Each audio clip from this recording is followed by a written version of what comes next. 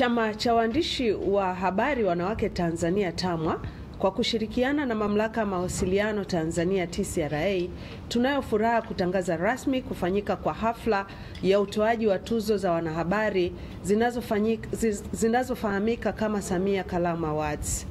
Tuzo hizi zimelenga kuhamasisha uandishi wa habari za maendeleo unaojikita katika kufanya kazi za uchambuzi na utafiti wa kina, kuongeza maudhui ya ndani, kuzingatia weledi, maadili na uwajibikaji wa kitaaluma, kukuza uzalendo na kujenga taswira chanya ya nchi.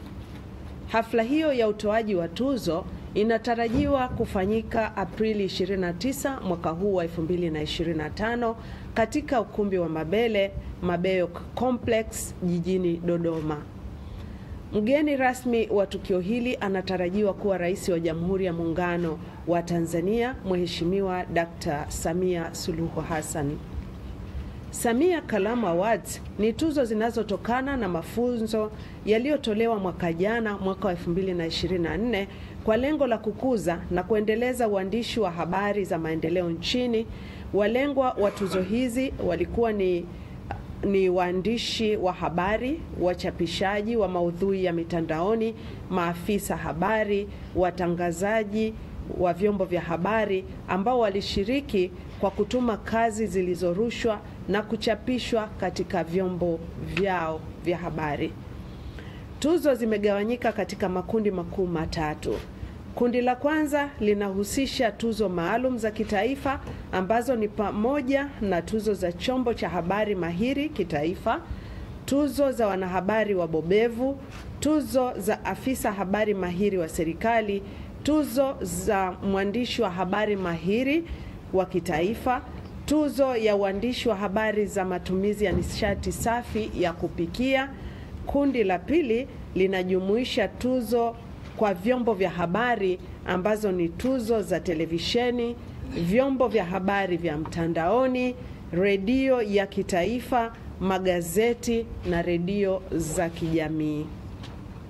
Kundi la tatu ni tuzo za kisekta zitakazotolewa kwa waandishi wa habari waliobobea kuandika makala za maendeleo kwenye sekta mbalimbali, ikiwemo sekta ya afya, maji, nishati, mazingira, jinsia, wanawake na makundi maalum, ujenzi, viwanda na biashara, maliasili na utalii, mifugo na uvuvi, uchumi wa buluu, kilimo, utamaduni, sanaa na michezo, tehama na ubunifu, mazingira, ardhi na makazi, madini, fedha na uchumi, vijana, elimu na uwekezaji.